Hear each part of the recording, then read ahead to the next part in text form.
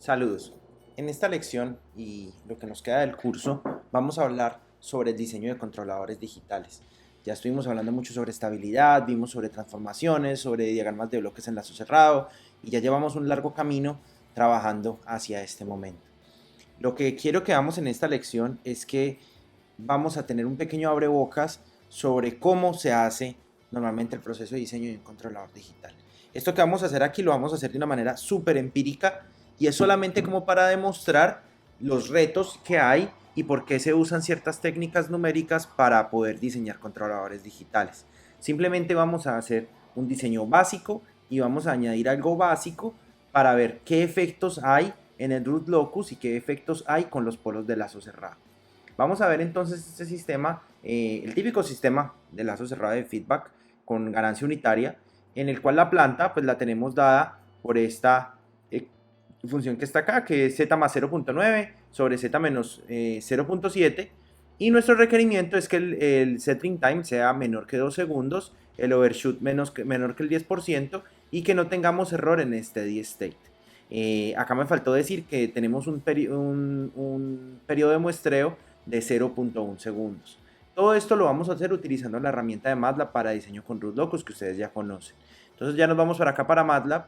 En MATLAB vamos a diseñar, vamos a primero mostrar nuestra función GP y la vamos a diseñar fácilmente con GP igual a TF de 1, 0.9, 1 menos 0.7. Y con eso entonces ya tenemos nuestra función que está ahí. Esperen que cometí aquí un error. Hay que ponerle el periodo de muestreo que es 0.1 y ya la tenemos en Z. También ustedes pueden hacerlo. A veces, por ejemplo, cuando no saben el periodo de muestreo, ustedes lo mandan como vacío. Y entonces miren que acá aparece que el periodo de muestreo sale sin especificar. ¿Sí? Pues normalmente yo lo que hago es que le pongo un periodo de muestreo de 1, pero a veces la gente lo pone pues de esa manera, dependiendo de la utilidad. Vamos a volver a ponerle un 0.1 y ahora vamos a llamar la herramienta de MATLAB que es RLTool de GP. Con RLTool lo que hace es que nos va a dar todo lo que llevamos hablando sobre root locus, sobre los métodos de cálculo para saber las trayectorias de los lazos cerrados, de los polos de lazo cerrado y ver cuál va a ser su trayectoria ante una ganancia que tengamos K determinada. En este momento lo que vemos nosotros es que estamos, por ejemplo, acá moviendo el polo, la ganancia.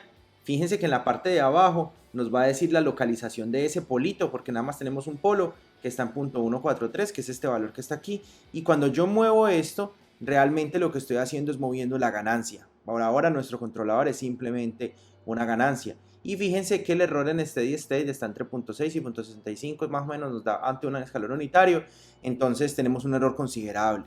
Fíjense que en el root locus, como habíamos dicho en la lección anterior, los polos o el root locus va desde los polos hacia los ceros. Entonces, como nada más hay un polo y un cero, pues el root locus se va a dirigir en una línea recta hasta llegar al cero que tenemos acá. Fíjense que también esto entonces es un diagrama de root locus discreto, por eso tenemos acá el círculo unitario. Nosotros acá además podemos decirle que tengamos la grilla y fíjense que en la grilla tenemos lo que habíamos hablado anteriormente.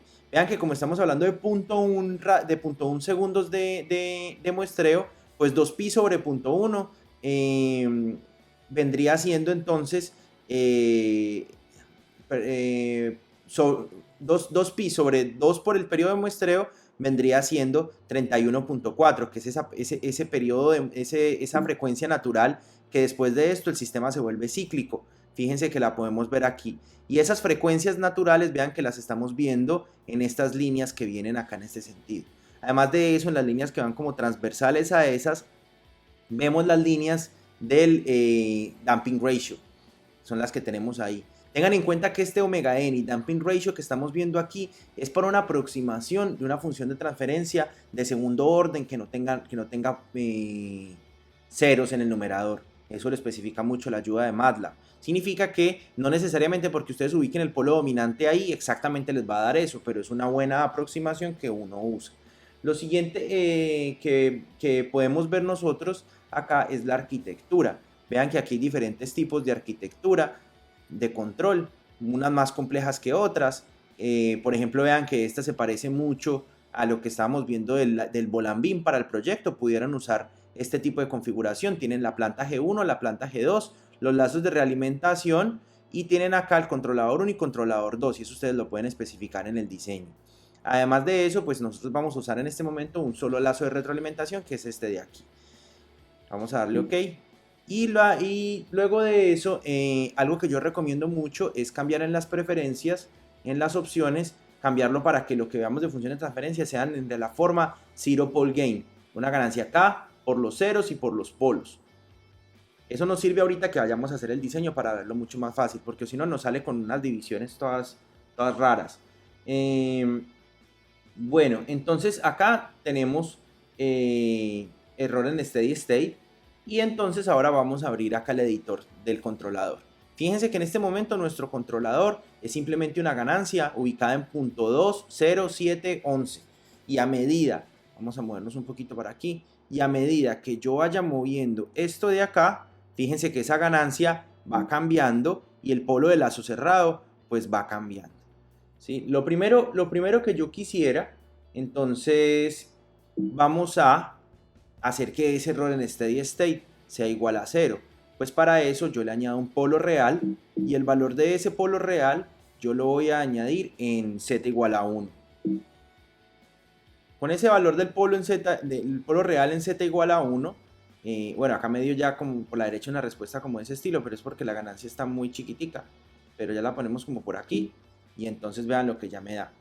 Con ese polo que tenemos ahí, vamos a cerrarlo por un momento, con este polo que tenemos ahí, fíjense que nosotros tenemos acá más o menos, bueno, vamos a ponerle aquí a la derecha, requerimientos de desempeño, podemos darle características y que nos dé settling time y que nos dé las características, nos dé además de eso el peak response que viene siendo el overshoot. Entonces aquí nos dice que tiene un overshoot del 5% y que tenemos un settling time de 2.48 y nosotros queremos que sea menor que 2, por tanto hay que aumentar la ganancia, pero fíjense que no hay forma en el diseño de llegar a que eso llegue menor y además de eso vean ya dónde va el overshoot, ya vamos en 25%. ¿Por qué? Porque al tener un polo acá en z igual a 1, lo que estamos haciendo es que estamos corriendo el root locus para la derecha y entonces al correr el root locus hacia la derecha, fíjense que el root locus se ubica siempre cuando a la derecha tiene cantidades impares de polos y ceros. En este caso entonces se ubicaría aquí en la mitad y por eso es que tiene este recorrido. Y fíjense que si yo meto mucho la ganancia nos va a dar inestable el sistema. Por tanto, lo que nos gustaría es que este root locus se meta más para la izquierda. Y como saben, el root locus va directo hacia los ceros. Entonces por eso pues nos vamos a venir acá a esta parte y vamos a añadir ahora vamos a añadir un 0 real. Entonces ese 0 vamos a ubicarlo a la izquierda del polo natural del sistema. Ya les voy a mostrar por qué. Vamos a ponerlo en 0.6 porque estaba en 0.7. Al ponerlo en 0.6 vean lo que ocurre. Vean que el root locus ya no abre hasta por acá, sino que el root locus va a venir a buscar y va a entrar donde haya cantidad de impares de polos y ceros a la derecha. 1, 2 y 3. Por eso se ubica aquí. Y ya con eso, vean que el root locus ya no subió tanto, por tanto fíjense en las líneas guía, ya no está en un damping ratio tan bajito y vean que la señal se normalizó, se aplanó un poco y vean que ya ahora tenemos un overshoot del 1% y un settling time pues bien corto. No se guían mucho a veces por estas medidas, sobre todo la del settling time, porque ella estima numéricamente como un valor de porcentaje con el que llega, pero realmente uno lo miraría como por aquí y ustedes se dan cuenta que vean que aquí están los 2 segundos, vean que llegan menos de 2 segundos. Este, por ejemplo, digamos que sería un buen controlador. Entonces, a medida que yo voy aumentando esta ganancia, fíjense que los polos de lazo cerrado son estos que estamos viendo, los rosaditos, y ellos no van a subir más de un damping ratio, no van a llegar más allá de un damping ratio de 0.8. Significa que de 0.8 para abajo, si el root locus se ubicara por esta área, esto va a tener un pico mucho más grande. Y fíjense que al poner ese 0, logramos hacer que no llegue tanto para allá el root locus y nuestro sistema no va a sufrir tanto en cuanto al overshoot. ¿Qué significa el overshoot? El overshoot también significa que sufre también nuestro sistema por esfuerzo de control. Entonces, vean que si yo además de eso muevo el 0, lo voy moviendo hacia la izquierda, vean como yo lo voy moviendo para acá, vean que se va ampliando. Mientras más yo esté lejos, el círculo se va ampliando y como les digo, vean que se va moviendo más hacia estas líneas de damping ratio más pequeño, por tanto el amortiguamiento es más pequeño y vean que el overshoot da más grande. Si yo me voy moviendo hacia la derecha, voy haciendo el círculo cada vez más pequeño y entonces si ya me meto más a la derecha del polo, vean que me da una respuesta como críticamente amortiguada, que es la que estamos viendo aquí, pero además de eso se nos hace muy difícil que esta respuesta cumpla con los parámetros de diseño porque es muy sensible para obtener nuestro settling time deseado. Significa que es mejor nosotros que ubiquemos nuestro 0, que lo pongamos alrededor de 0.6 como lo habíamos dicho, y entonces vean que ya estamos restringiendo este recorrido. Entonces, otra cosa que les quiero mostrar, por ejemplo, yo le puedo poner acá requerimientos de diseño. Acá le puedo decir que un requerimiento de diseño sea que el settling time sea menor que 2 segundos, y le digo OK, y ahora me va a dibujar un círculo que si los polos están dentro de ese círculo, voy a tener un settling time menor de 2 segundos. Y además de eso, voy a añadir un segundo requerimiento de diseño que viene siendo un porcentaje, espérense, perdón que aquí está, un segundo que viene siendo un porcentaje de overshoot menor que el 10%. Y vamos a ponerle acá. Y fíjense que ahora pone una línea nueva de porcentaje de overshoot. Mucho cuidado que con esas dos líneas, esas cotas, como se llaman, esas cotas no exactamente significa que porque estemos ahí dentro se va a cumplir lo que está diciendo. Esas cotas son simples guías que se usan aproximando los sistemas de segundo orden. Si ya tienen órdenes mayores, si tienen ceros, si tienen otro tipo de cosas, pues ustedes van a tener otro tipo de efectos. No necesariamente se tiene que cumplir que los polos dominantes, los polos más hacia la derecha, pues que con que estén aquí, con eso ya cumplieron lo que es, pero es una buena guía de a dónde quieren ustedes mover el locus. Entonces ustedes ya saben que si por ejemplo yo cojo y muevo este 0, el 0 cojo y lo muevo por acá, vamos a moverlo por acá a este lado. Fíjense que ahí yo ya me salí del círculo del 10% y véanlo ya donde está el overshoot ya está en 20.1%. ¿Por qué? Porque vean que los polos dominantes pues se salieron de ahí. No es exactamente, pero es una buena guía para saber que nuestro root locus se debe ubicar pasando por ahí. Una vez yo vea que mi root locus pase por la zona que yo quiero, ya lo único que tocaría hacer sería ajustar la ganancia para lograr mover los cuadritos que son referencia de los polos de lazo cerrado a los valores que yo quiero. ¿Sí? Mientras más la ganancia, pues más overshoot. Mientras menos la ganancia, menor overshoot, y así sucesivamente ustedes van a tener un efecto.